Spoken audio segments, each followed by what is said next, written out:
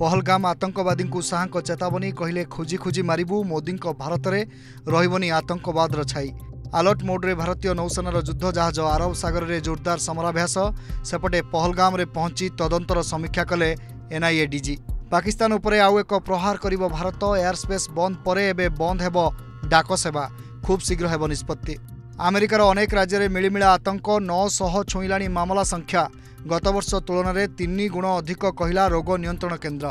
पाकिस्तान सह तिक्तता मध्य भारत अमेरिकार बड़ डील $131 मिलियन सामरिक हार्डवेयर डील को पेंटागन मंजूरी बढ़िबो दुई देशर संपर्क।